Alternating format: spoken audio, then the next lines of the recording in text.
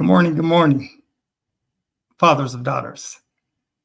This is Ephraim B. Martin, and I am back for another live stream. Welcome, all fathers of daughters, regardless of your ethnic group and background.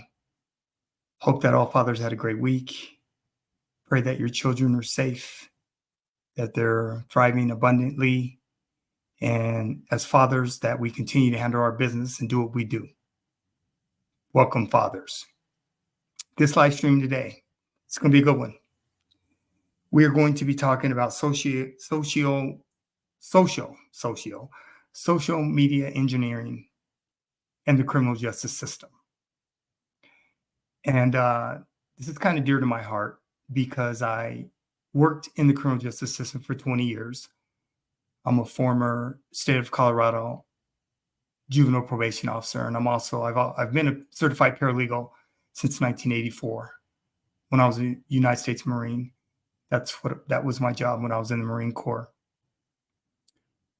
I also worked 10 years in K-12 education as a teacher, restorative justice coordinator, and dean of students. So I've got pretty extensive background in the criminal justice system and K-12 education, working with all kids and their parents from all socioeconomic backgrounds. And one of the things that I learned in the criminal justice system as well as K-12 education is social media engineering is a problem, and the criminal justice system is not the answer. Let me tell you, fathers of daughters, the criminal justice system is not the answer regarding our daughters, our kids, when it comes to social media platforms and all the social media, internet technology that's out there. One of the things, fathers of daughters, what we have to be cognizant of is when our kids are in school,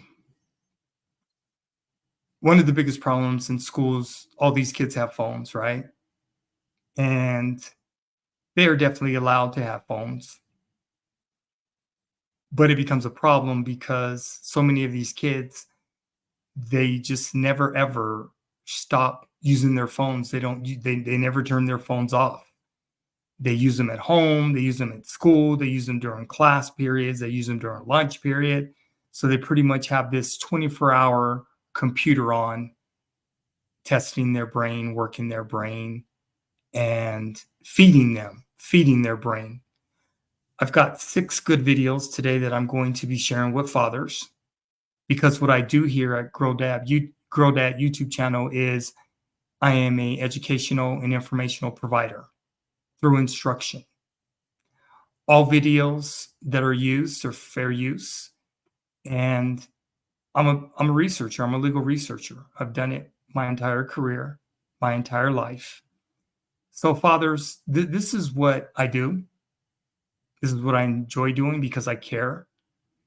I've also written a book called Daddy's Girls, which is available at Amazon.com. You can get that through my YouTube channel. There's a link if you're interested. Why I want to talk about the criminal justice system and social media platforms is because when I was the dean of students, we dealt a lot with a lot of bullying. We dealt a lot with a lot of fighting on campus. And believe it or not, parents, a lot of these fights that start, they're actually scheduled fights through social media. A lot of boys meet up in the parks. A lot of boys meet up on campus because of the trash talk that boys have going back and forth, and even little girls, the trash talk that they have with other little girls that they're having issues with at school. It becomes a criminal justice problem because what happens is when you schedule these fights and these fights are done at school, more than likely there's going to be a summons issued for fighting. Doesn't matter who started the fight. More than likely, both children are going to receive a summons from the SRO, school resource officer, that is assigned to the school. That's just how it works. So whether they're in middle school or high school, that's how it works, fathers. And the criminal justice system, their role in all of this is to punish kids. That's what the criminal justice system does. Yes, the juvenile justice system is about rehabilitation, and that's what it does. But the problem is when you have school issues that become a criminal justice system issue, it's bad because the family is going to be coming out of pocket a lot of economics, a lot of money. Fights at school that end up in the criminal justice system is going to cost the family economics in the form of restitution. It's going to cost the family in the form of anger management classes. It's going to cost the family economics in the form of, more than likely, some of these little girls are going to have to wear an ankle monitor. So they'll have to wear it 24 hours a day. They'll have to sleep with it. They'll have to bathe with it. And it's a cost. And it's a huge cost. And most families, they don't have that extra income to be paying for their child being in the criminal justice system. So that is the extent of the criminal justice system's role when it comes to adjudicating juveniles, placing them on probation a lot of times, or they could be placed on other services that aren't probation. But regardless of what the children are placed on, there's going to be an economic cost. So I just want to warn you, fathers, we do not want our children, we do not want our daughters in the criminal justice system, because the fees that are going to be automatically assessed, I'm telling you, they get in a fight at school, they get issued a summons. If they have to go to court and they have to report and they're adjudicated, they're going to minimum get anger management. They're going to be paying restitution. And like I said, depending on the behavior of the child, they could be placed on an ankle monitor, which is very, very expensive. Okay. So fathers, I want to share some videos with you because what I believe is through education, that's what helps all fathers make informed decisions. And always do your own research, fathers. That is very, very important for you to do your own research, okay? The purpose of the videos that I'm sharing with you today is to help all fathers. And that's what Grow Dad YouTube channel does. We want to make sure that when you are here sharing in the, the comment section, or however you're going to make yourself known on my YouTube channel as far as participation, I just want to make sure that you have as much information as possible.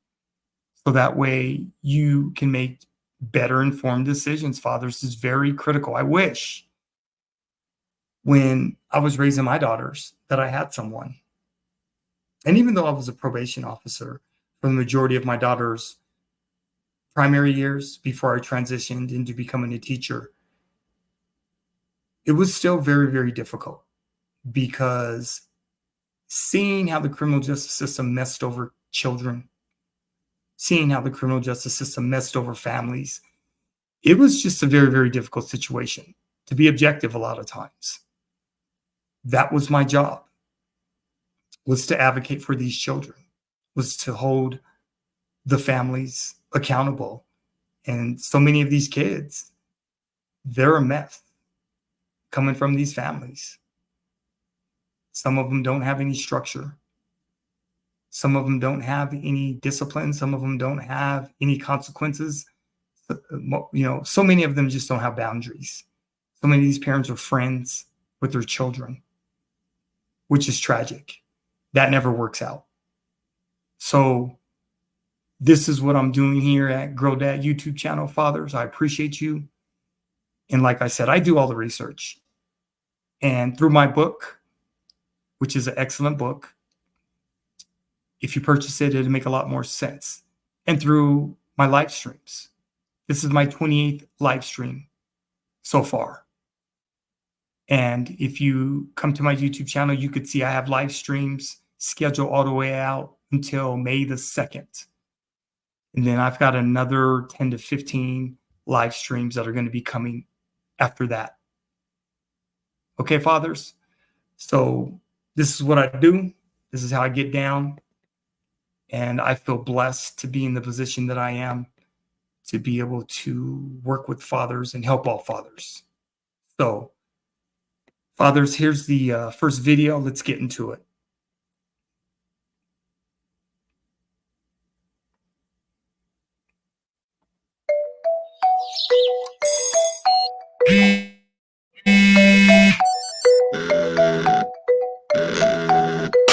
iPhone.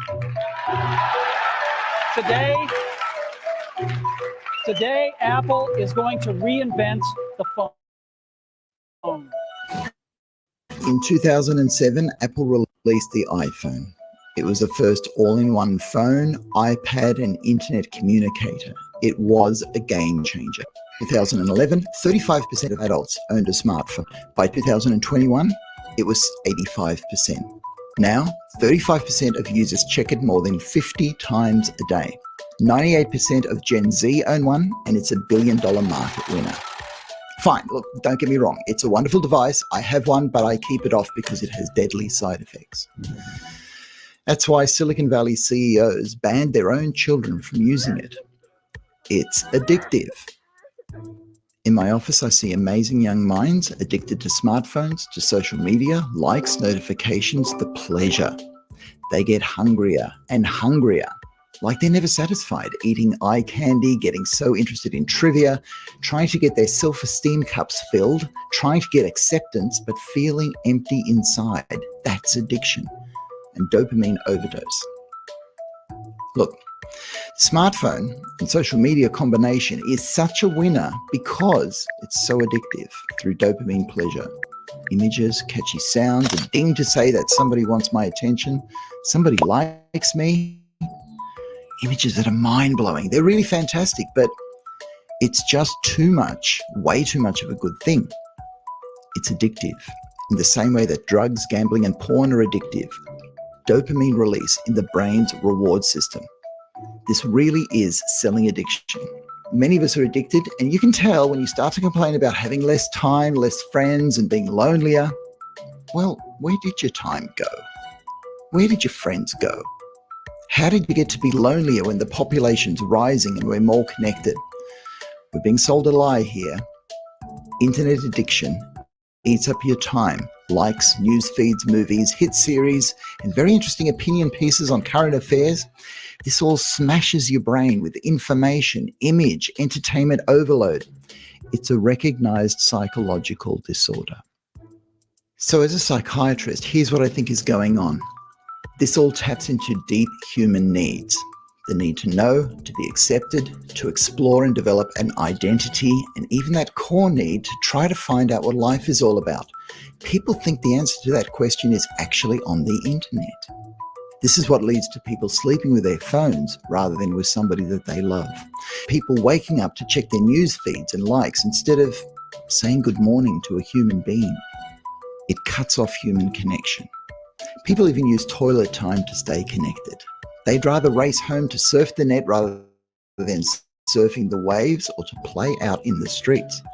Or they'll diligently practice a video game rather than diligently pass college exams. I've seen it in my work, and it saddens me. It saddens me deeply. Through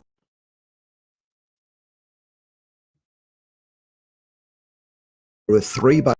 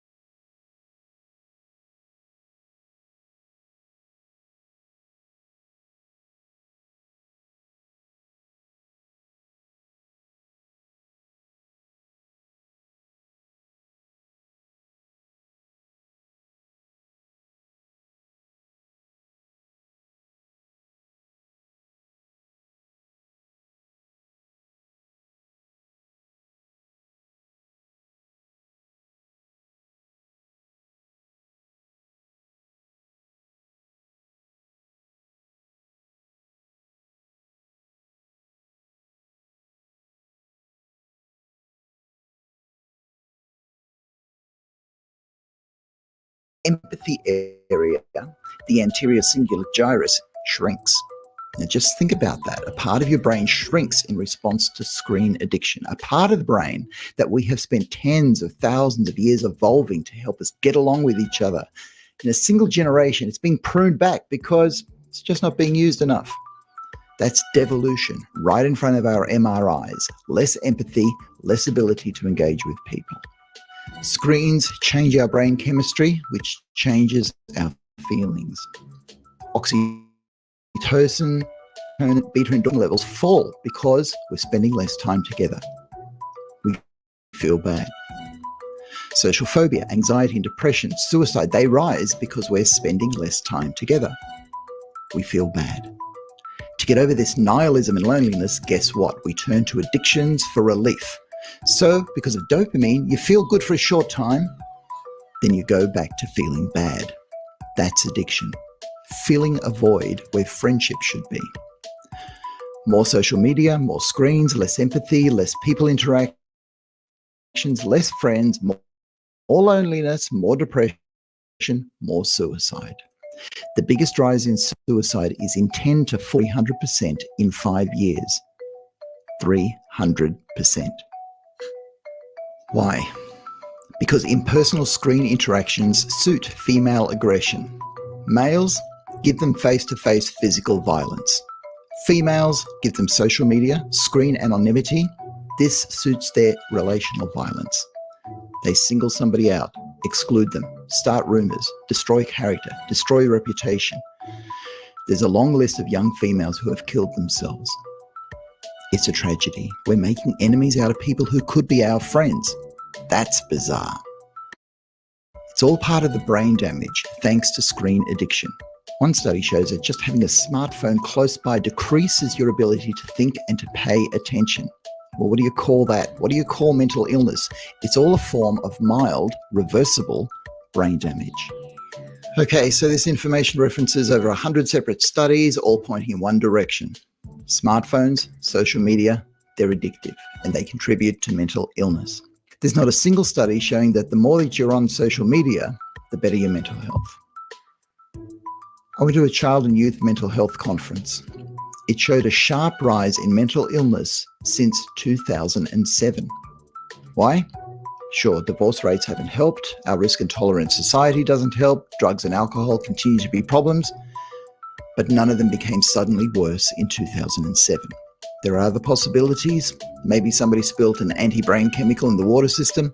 Maybe there was an alien invasion we slept through. Or maybe it's a virus with gain of function being transmitted through screens.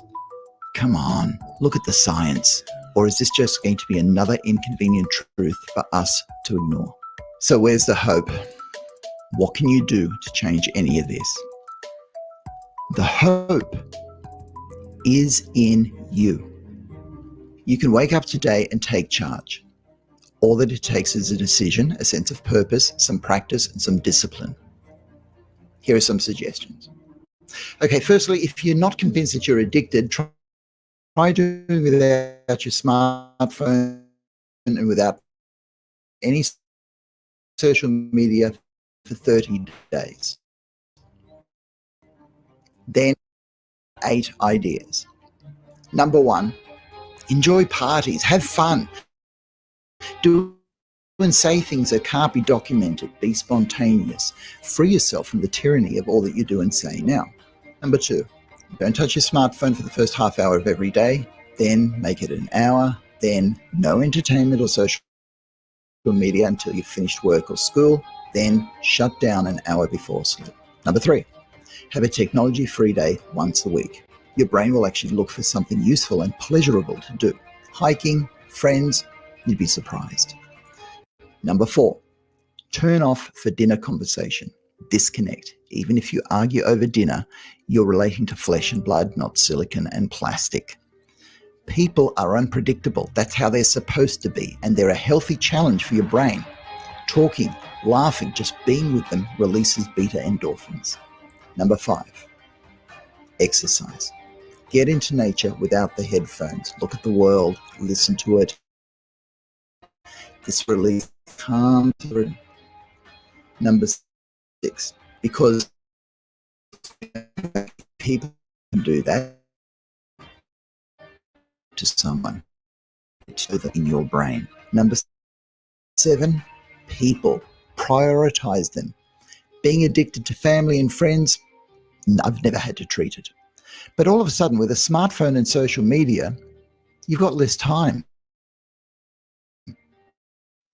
People or screens, they both give you dopamine, but choose where you get your dopamine from. Number 8, babies away from screens entirely first. That's World Health is going to do that.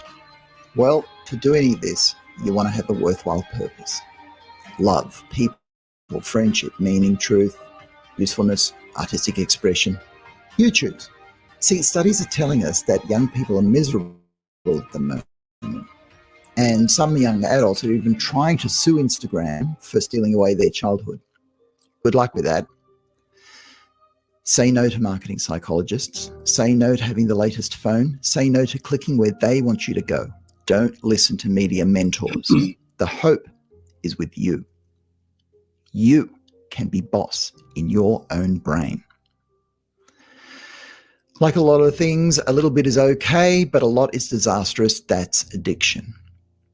Look, even if you do some of the things that I've listed here, even if the science is wrong, and it isn't, you'll be happier and healthier, and you won't have to see a psychologist. Your brain can rewire itself to be mentally fit, or it can continue towards anxiety, depression, and even suicidality. You choose. Choose mental health while you still can.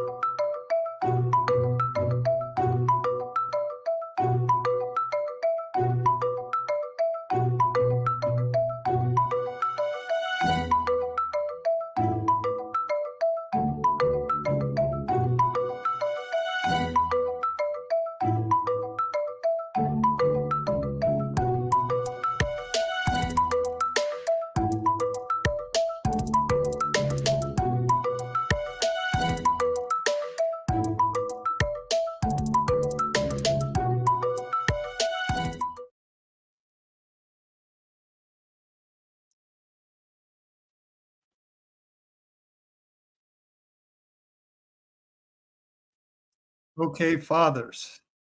Turn this off. All right, fathers. I believe I had some internet issues, so hopefully the whole thing recorded.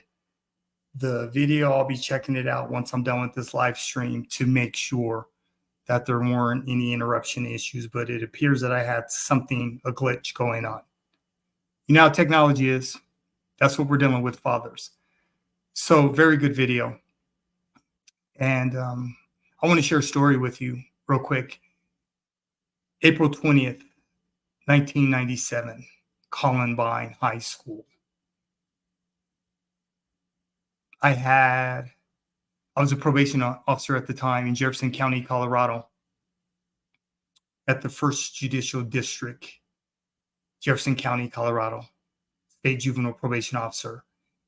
And that's the day that Columbine happened, on April 20th, 1997. And I still remember it as vivid today as when it happened with those two kids. I remember how it went down. I remember being in the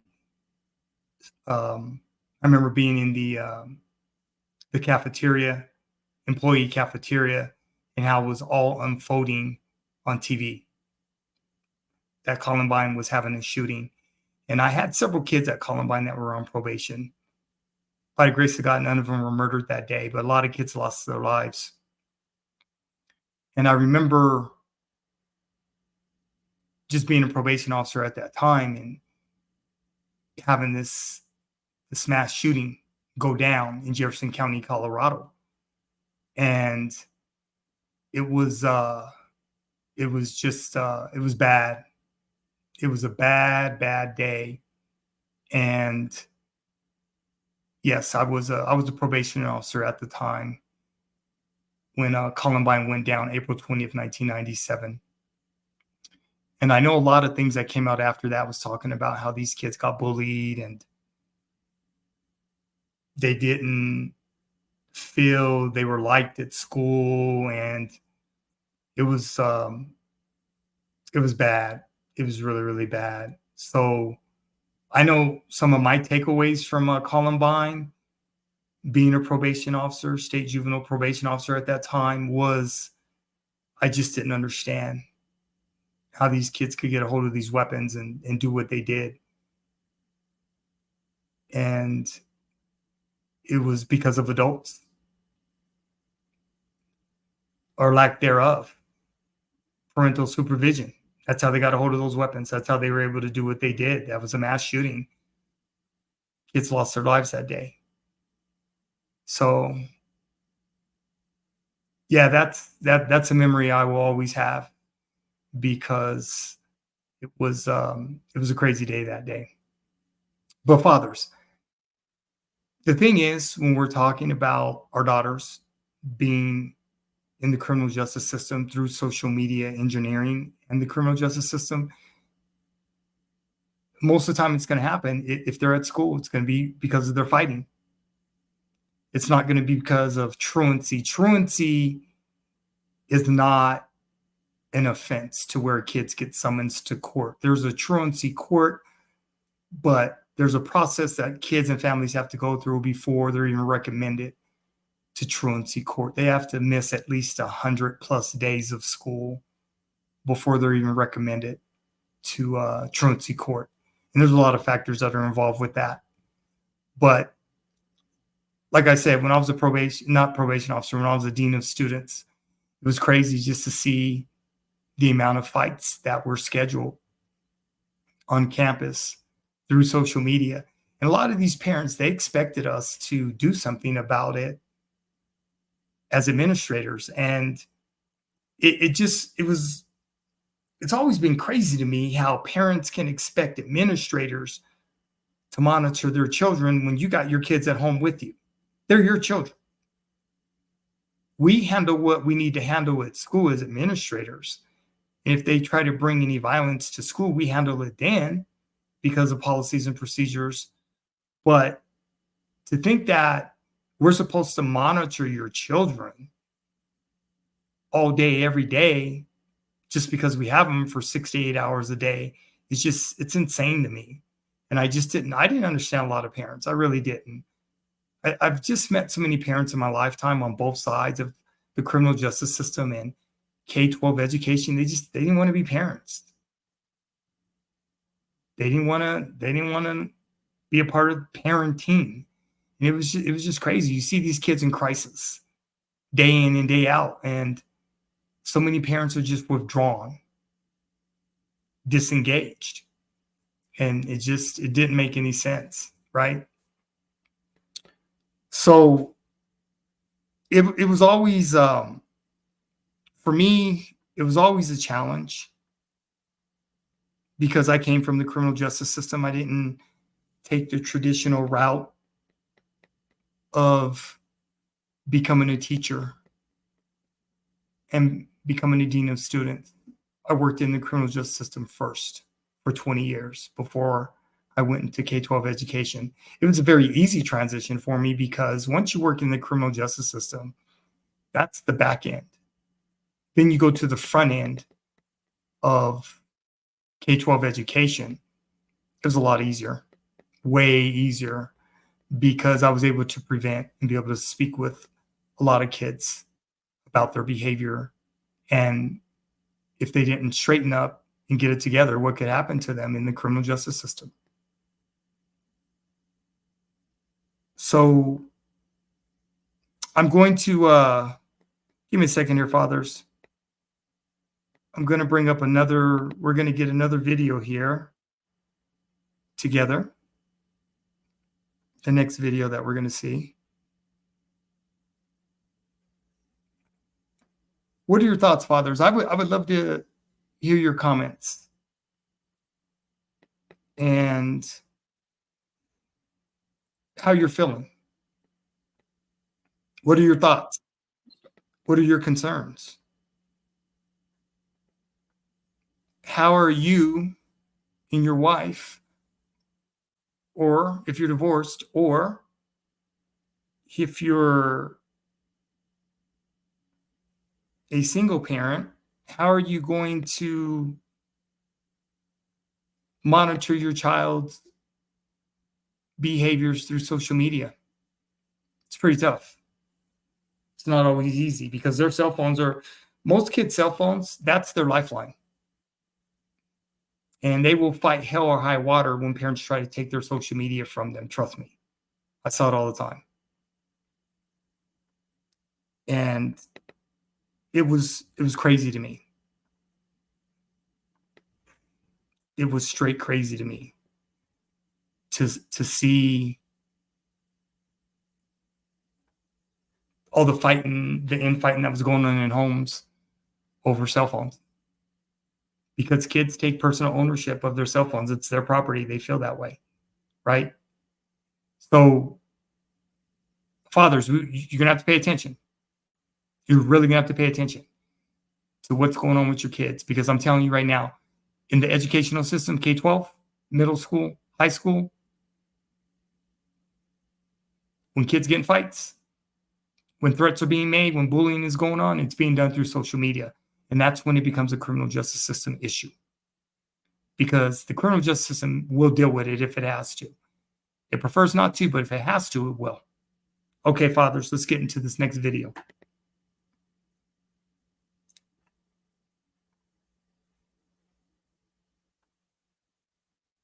I want you to start looking for something. And I promise you, once you start looking for it, you'll never be able to stop seeing it everywhere you go. When's the last time you've walked into a restaurant and saw an entire table of friends on their phone? Or a group of people on the street? Or maybe even your family in the morning, each content to be in their own world, nearly unaware of the reality around them. If the majority of human interaction is nonverbal, what would happen if you removed everything but that small remainder for over a decade? As it turns out, that's the very experiment that we're living in today. I remember when I was growing up, way back in the day, a prehistoric time before everyone had a cell phone and computers were named after the year they were made in. Okay, I'm not quite a dinosaur yet, but I grew up in a unique time where half of my childhood was without the major technology and platforms that seem to rule parts of our lives today, and the other half of my childhood was rapidly slingshotted into the new age of technology. I remember from the earlier half of my childhood, life seemed different, especially human interaction. If you wanted to talk with someone, you had no other option but to physically go out and find them and spend uninterrupted time with them in the same room. And while you were there was nothing pulling your attention away, nothing in the back of your mind reminding you that there are hundreds of other people sharing information that you might be missing out on. That degree of presence, practiced day in and day out, created a different richness to human interaction, with intricacies and nuances that seems to be slowly and gradually lost the further we progress into this new age of technological advancement. And with the meteoric rise in popularity for documentaries like The Social Dilemma, it's safe to say that this is a growing sentiment and realization within today's culture. The terrifying crux to the problem is actually quite simple. There's a massive mismatch between the rate of adaptation and advancement between our biology and technology. Because of the law of accelerating returns, the pace of advancement in information technology is exponential. And while technology continues to grow at a rapid pace, we're left still trying to figure out how it actually impacts us, especially when we're teaching algorithms to predict and modulate our behavior. I don't think that anyone's denying that social media, as well as instant communication, is extremely addictive, and its addiction falls right within the same symptoms as substance abuse. But what we don't quite know yet is how this addiction over time changes not only our behaviors through hacking our positive reinforcement centers of the brain, but how over time it changes our perception of reality itself. When we first embarked upon the social media experiment, we had far more in-person interactions under our belt than we did interactions online. So we took our in-person frame of reference and viewed all of our technological interactions through that lens. But now, in a time when we have hundreds, even thousands of friends, acquaintances, celebrities, and online personalities that we keep up with online, we have slowly over time replaced the majority of our interactions with being digital. How much do we now view our in-person interactions through our new digital lens? As a prominent example, you can look at our growingly polarized political discourse in modern times, and you see that we've already started to see the symptoms of a very binary interpretation of human interaction. It's also worrisome to think that our upcoming generation's digital presence may end up being more important than their in-person presence. So how do we stop all of this from happening?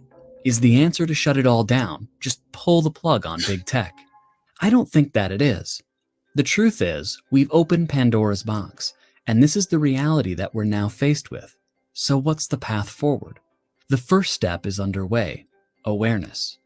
Much of classical conditioning, and if you don't know what that is, Pavlov's dogs might ring a bell, is based on the more non-conscious mechanisms of the brain. If you become conscious of how the conditioning is affecting you, it gives you a degree of control over your behavior. Beyond that, it's important to maintain that balance of in-person and digital interaction. You want the lens that you view the world from to be a full 100% of human communication. Body language, emotion, facial expression, nuance, tonality. It's what we were designed to do, and we can't let that practice atrophy, because that's what creates our sense of identity and community that gives us a healthy view of others in the world. If we can maintain that balance, we can begin to have a healthier relationship with our online presence and retain control over the influence these platforms and technologies have on us. These algorithms are based on human behavior and response, and that's something we have control over. Take some small steps today. Maybe start by uninstalling some social media platforms from your phone. Then you have to physically go log into your computer to use it, removing some of the convenience. If you're tied to your phone for work, once the day is done, find some time to spend with your family and friends, and turn your phone completely off for it. Be fully present with the people that you're with. And you just might notice that the world isn't quite as crazy as it seems, and that the life right in front of you is beautiful.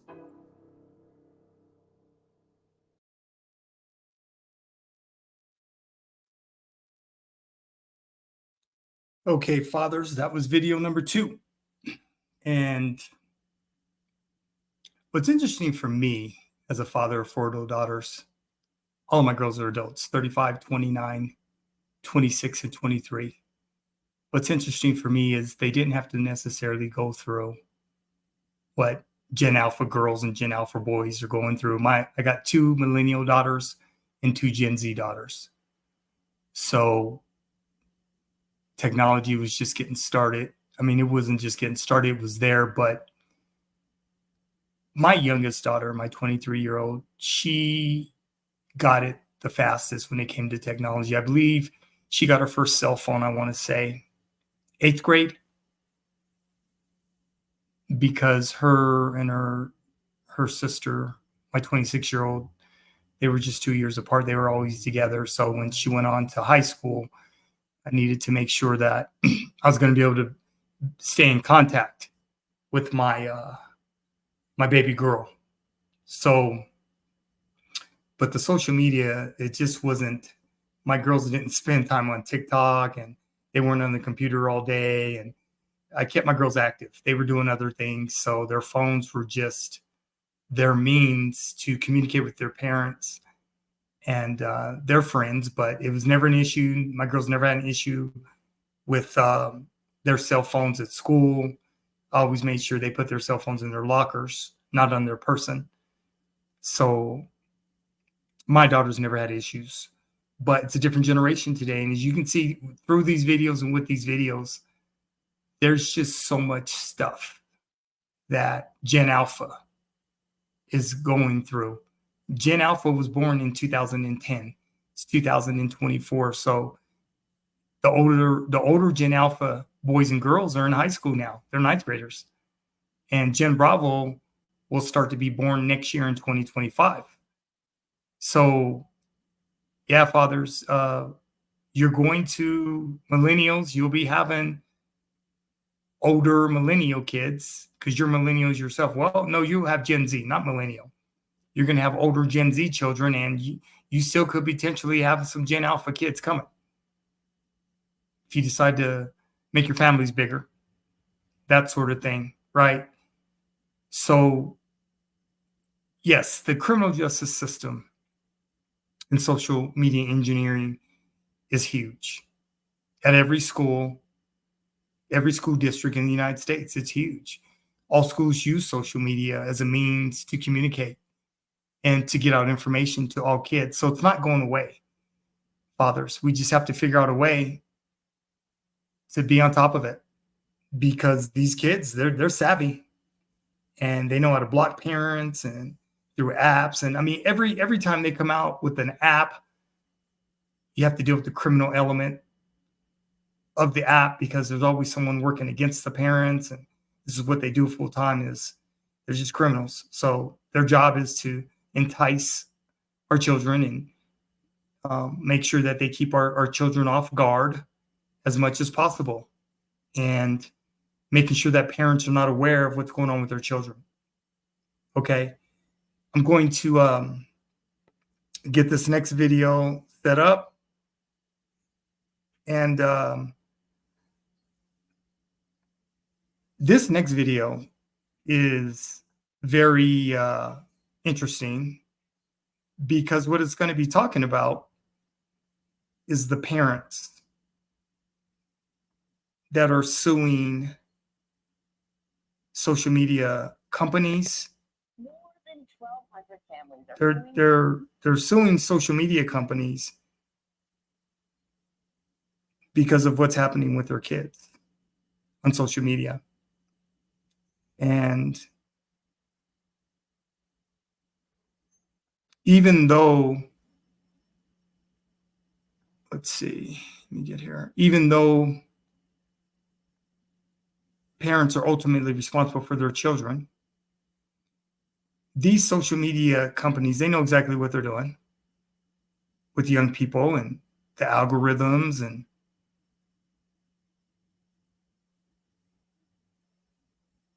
that more than 12. Social media companies know what they're doing. So they should be sued. And it's just a fine line, I believe, between the legal system and, responsibility of our elders and adults who are just looking at profits a lot of the times. So this next video is it's a real good video, fathers. Here we go.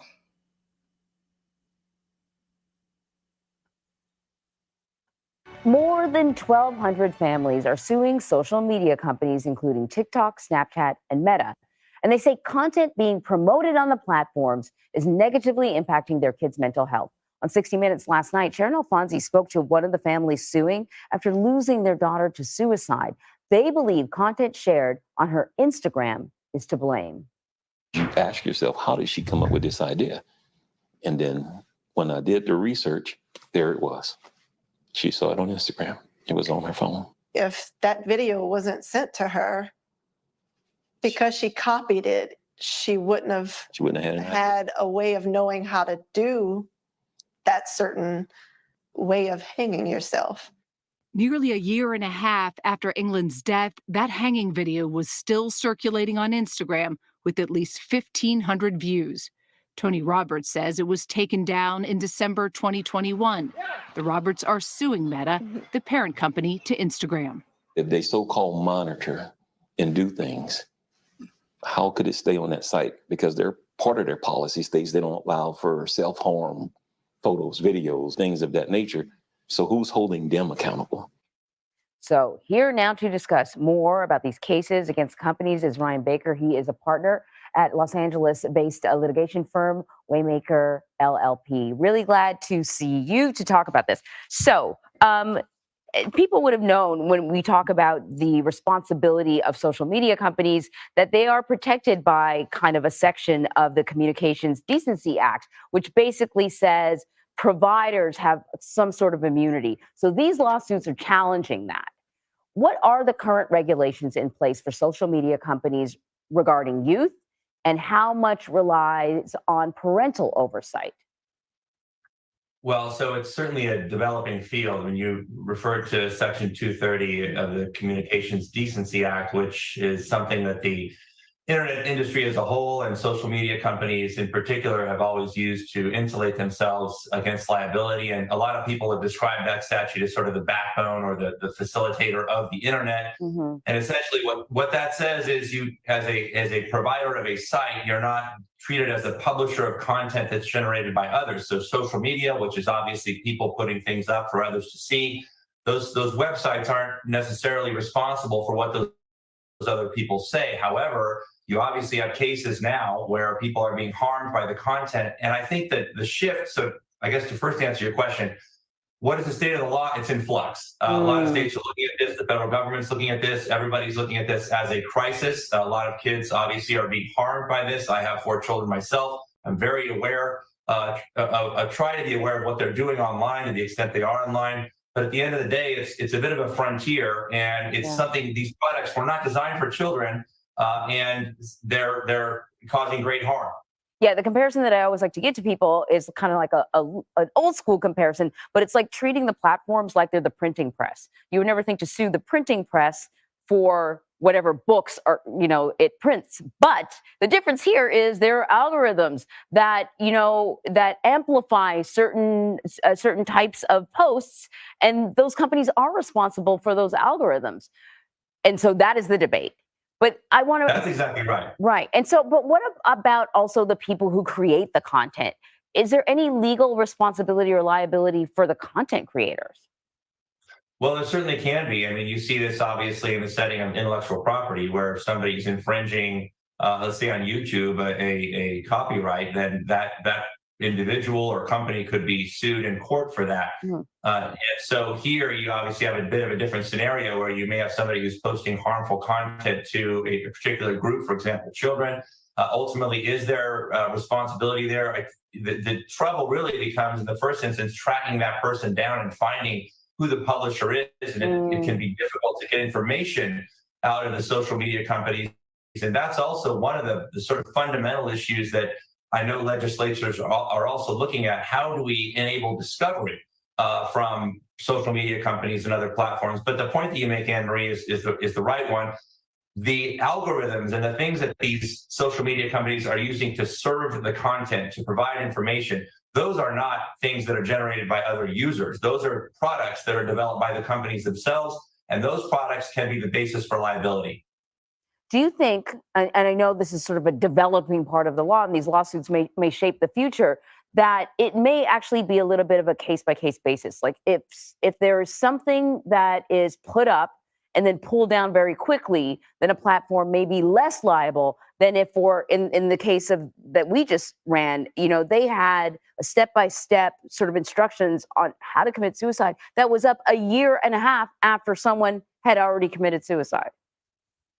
There's no question that is going to be a factor. You right now, you're sort of in the world of the negligence law, which essentially requires compliance with a duty, fulfilling certain obligations, and there is a reasonableness element to that. So to the extent that somebody, especially on a social media platform, has put something up harmful, if the company has policies in place to find that, detect it, or to be notified of that, and it takes action, I think that'll go a long way towards protecting the companies, which obviously have an interest in providing these platforms for people, and they're used for many good things as well. Yeah, it's definitely an interesting and changing part of the law. And what we're seeing here is something that we've seen over and over again, is often the law is playing catch up to technology. And whenever they figure this out, I'm sure there will be another sort of type of technology that we'll have to wrangle with as well. Ryan Baker, thank you so much. Thank you.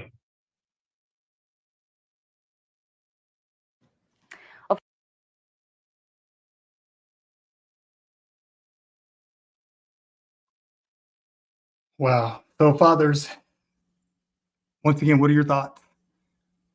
Let me tell you what this reminds me of. When we're talking about social media companies, for those of you that are Gen Xers like myself, you remember back in the day when they would put the label on cigarettes, and the label never said that cigarettes would give you cancer, although the companies knew that cigarettes would give people cancer.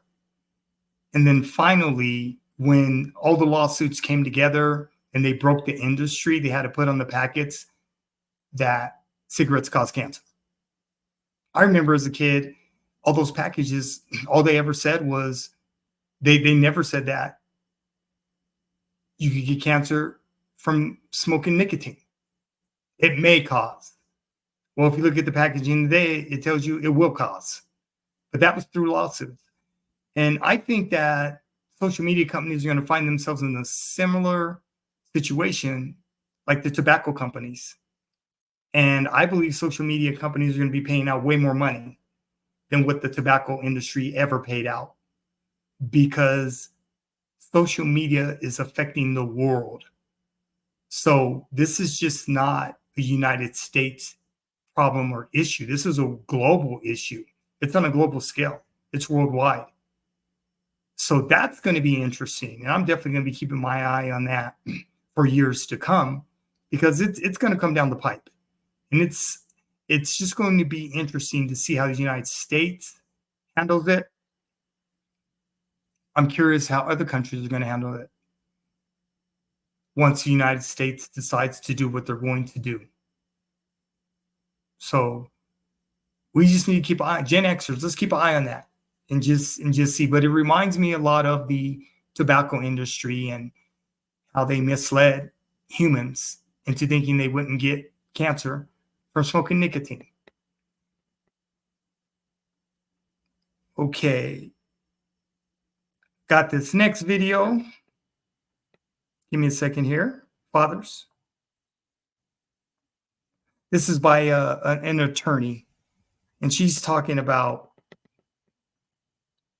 social media and policy. Not necessarily social media per se, but she's just talking about policy and the criminal justice system. So let me bring that up.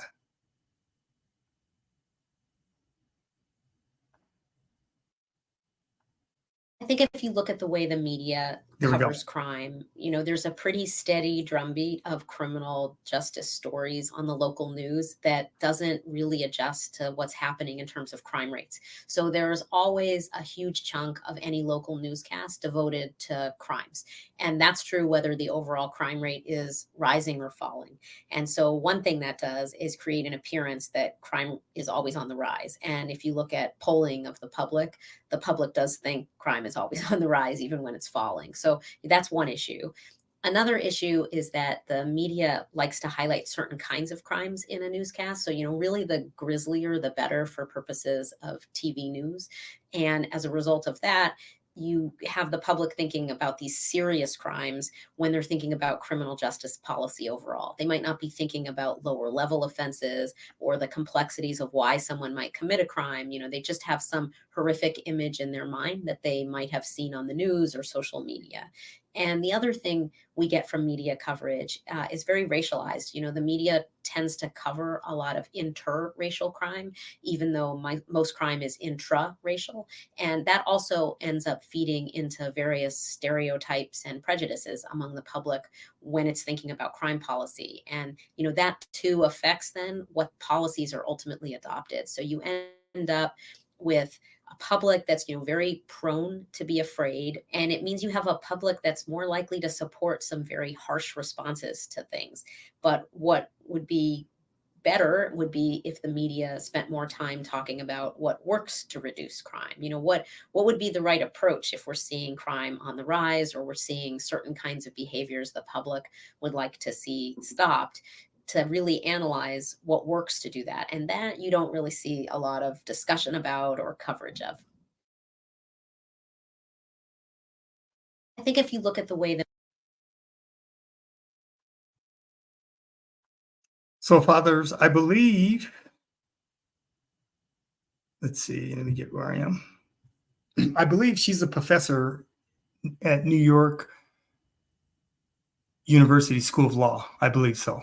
And is a former prosecutor and defense attorney. So all the videos are in the description. So it's there. It's only a video that's a couple minutes, but very interesting perspective when she's talking about media. And we know how the media is. Media is dirty. Ain't no way around it. Media is dirty.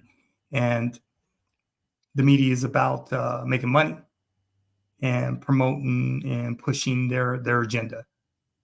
Whether it's mainstream media, whether you got a bunch of YouTubers that are on YouTube that don't know what they're doing, know what they're talking about, but because YouTube allows anybody to create a YouTube channel, here you go. Most of these folks don't have a communications or journalism degree, but here they are presenting their emotions, feelings, and opinions. So it's kind of crazy. This whole social media space is just crazy. Okay, fathers, we got 2 more videos, and then I'm going to end the live stream. Give me a second here. Next videos is they're short videos. They're not real long. Talking more of the same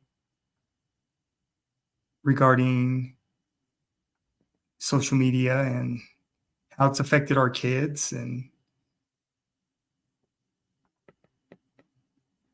you know how parents can protect themselves.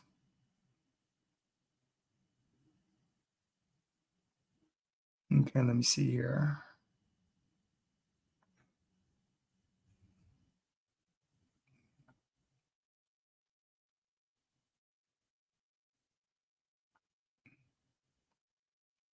Let me see that one. Give me a second, fathers.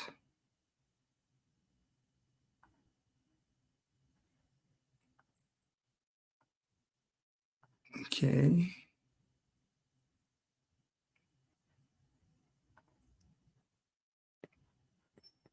That was her, right? Okay. Give me a second, fathers. I'm almost there.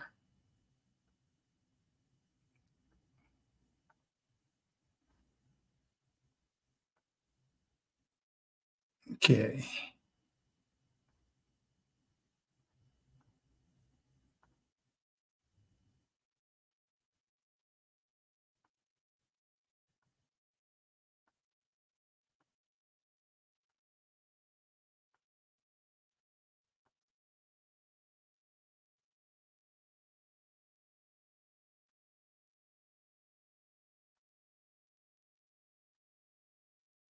Okay, fathers, here's the next video.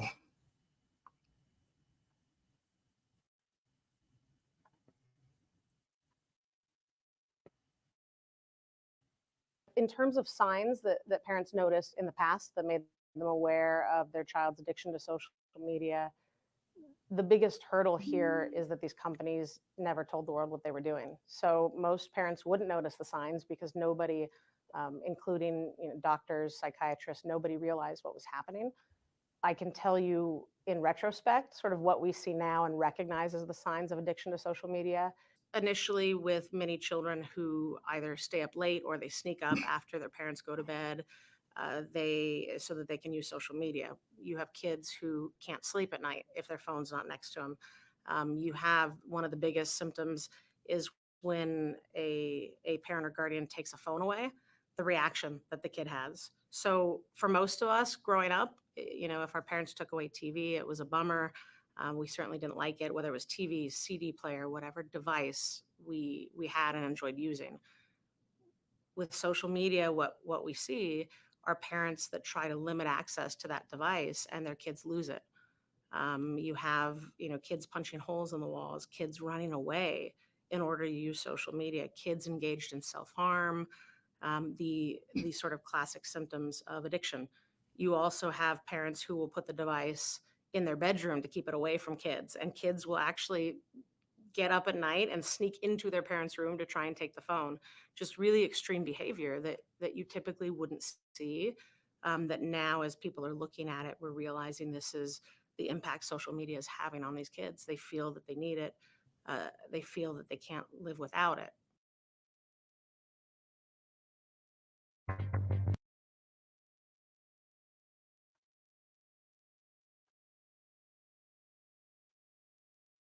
Okay, parents, fathers of daughters, what do you think about that video? That's what's going on today. And once again, this is where social media engineering ties into the criminal justice system. Because if you have kids that are going off on their parents, trying to assault their parents, not listening, and doing other things, the criminal justice system will eventually get involved in their life. And then the whole family's got to deal with it. And the fact that these social media companies with the algorithm, they knew exactly what they were doing, dangerous. Very, very dangerous.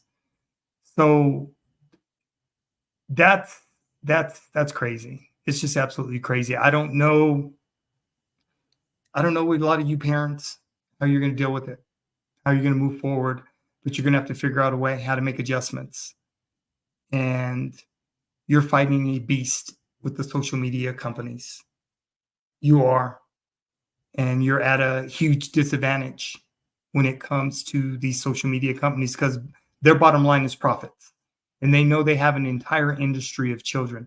You know what's crazy? I've worked professionally for 30 years in 2 recession-proof industries, law and education. They're both recession-proof.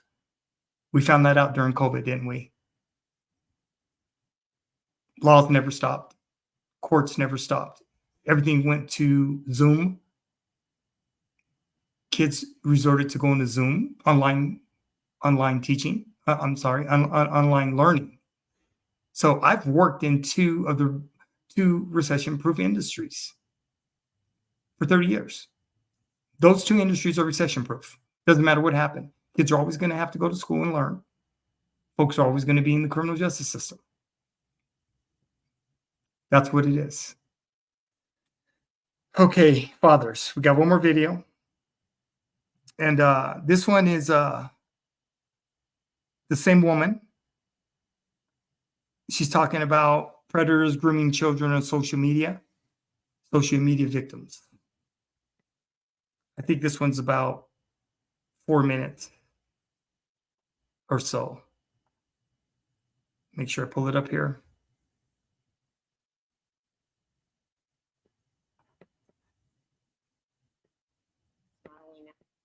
Okay.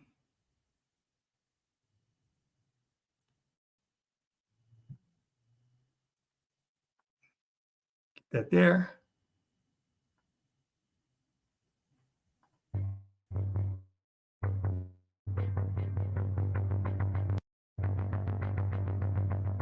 %of teens named Snapchat, owned by Snap Incorporated, as their #1 preferred social media platform, according to Statista in 2021. The platform boasted over 85 million users in the United States alone as of 2020, and current projections suggest this number will grow to nearly 90 million by 2023. Unfortunately, while Snapchat may be widely popular with youth, its addictive algorithm and inherently harmful features have led to serious mental health problems and suicide among children and teens. Snapchat has a profit model based on how many hours they keep children online.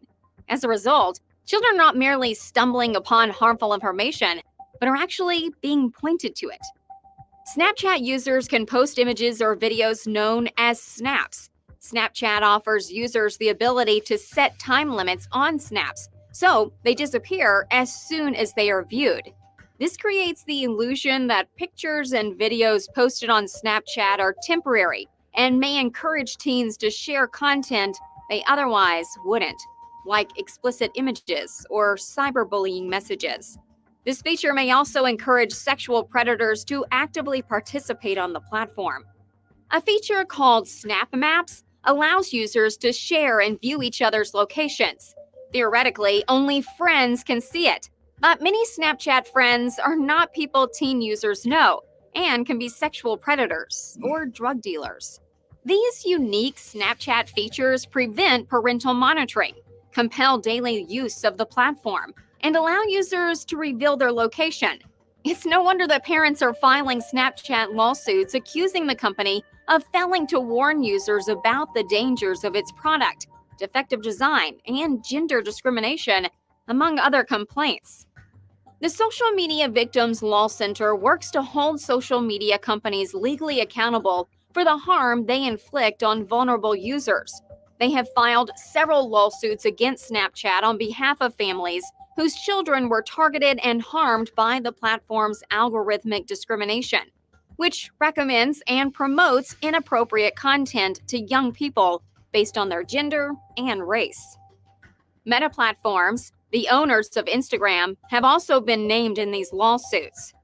In the case of Rodriguez versus Meta Platforms Incorporated and Snap Incorporated, Selena Rodriguez became addicted to Snapchat and Instagram at the age of 9. By the time she reached 11, Selena had become sleep deprived from constant checking of notifications at all hours of the day. She regularly interacted with men and sent them explicit selfies, which were then publicly shared and resulted in bullying at school. Selena developed eating disorders, low self-esteem, and severe depression. Despite multiple psychiatric hospitalizations, outpatient therapy, and her mother's attempts to remove access to social media, Selena's addiction to the platform ultimately led to her suicide on July 21st, 2021. In the case of Doffing versus Meta Platforms Incorporated and Snap Incorporated, Brittany Doffing and her minor daughter MK are suing Meta and Snap Inc. for negative impacts on MK's mental health. In March 2020, on her 14th birthday, MK received her first phone compatible with social media apps. She immediately installed Instagram and Snapchat. Within 2 weeks, she was addicted. She became sleep deprived, and her performance at school suffered drastically.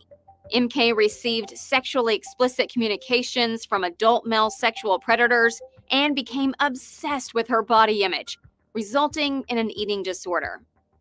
Her mother intervened by confiscating her daughter's phone, which only resulted in MK running away so she could access social media some other way. MK was hospitalized twice as a result of psychiatric episodes related to her addiction.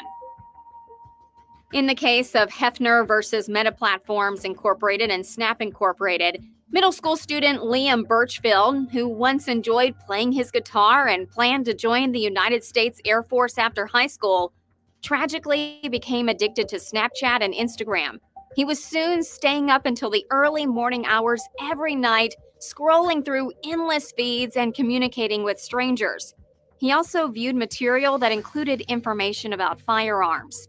By age 17, Liam had become depressed, experienced suicidal thoughts, and engaged in self-harm, which led directly to his suicide by gunshot on July 6, 2021. In the case of Dolly versus Meta Platforms Incorporated and Snap Incorporated, Christopher James, CJ Dolly, was an active honor student, athlete, and outdoorsman who began using Facebook, Instagram, and Snapchat around the age of 15. He started exchanging explicit photographs and shortly became obsessed with his body image.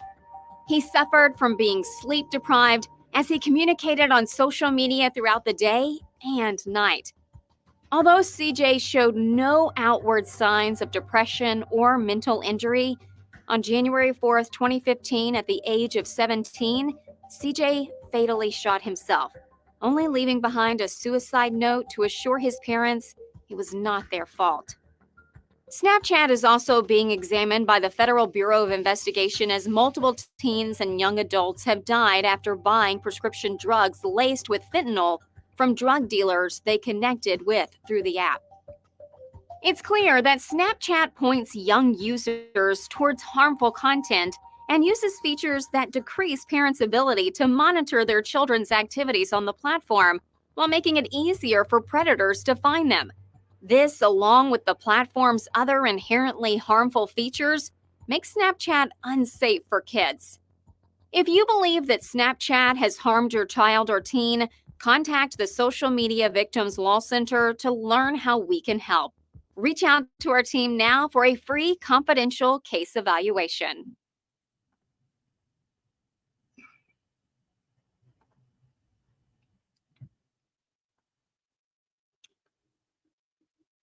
That's crazy. That is absolutely crazy. These social media companies and the platforms they use, they know what they're doing, parents. And some of you parents may find yourselves in a class action lawsuit, being a part of a class action lawsuit, going after these social media companies for the harm that they're bringing to your children. And none of this makes any sense. It's about greed. It's about profits, period. That's what these companies are doing. They know exactly what they're doing. And the thing about it is these companies, they don't give a damn about your background. They don't give a damn about which culture you come from. This is global. This is a global reality. So it's going to have to be attacked globally. I think each continent, there's 7 continents. The only continent that doesn't have people living there is the South Pole, Antarctica. All the other continents, North America, South America, Europe, Africa, Asia, and what am I missing? Australia. Australia. Those are the 7 continents. So 6 of the 7 are going to have to deal with social media companies on a global scale. That's what's going to have to happen to get stuff done, because this is crazy. Let me tell you something. When I do the research on my live streams, and just because I'm a legal researcher, so I research everything, and I just want to make sure that the education and information I'm providing for fathers helps you make an informed decision. And like I said, you can always go back and research yourselves. But myself, I don't consider myself a content creator. I'm an informational and educational provider. That's what I do. I provide educational resources and informational resources through instruction, right? I only spend maximum 5 to 8 hours a week just doing my research, because I have to look at all the videos before I'm going to present them to fathers. But my phone, because I'm a fitness and wellness trainer, I have it on me all the time, but I'm never on social media. I'm never on social media, and my days are just too busy to be doing. I check my emails, I check text messages from my daughters, family and friends when they come in, but I rarely make phone calls. And I've never been the type of individual to be sucked in to social media platforms. I haven't. So that's what we're dealing with, fathers. I appreciate you. I'm glad that for those of you that were able to watch this live stream, if not, the replay video of this live stream will be posted within the next hour. You could check it out and you can see the thumbnail. I have live stream thumbnails, and then I have the other thumbnails for the actual videos themselves that are on the replay. So fathers of daughters, I appreciate you. Thank you for coming. Thank you for the support. Let's continue to get better fathers. Let's continue to challenge ourselves to become better men, better husbands, better fathers, better parents. We got a lot on our plate, fathers. It's my pleasure to serve you. It's my pleasure to be here with you. And I feel blessed. All right, fathers, until next week's live stream, I'm out. I'll holler at you. Peace.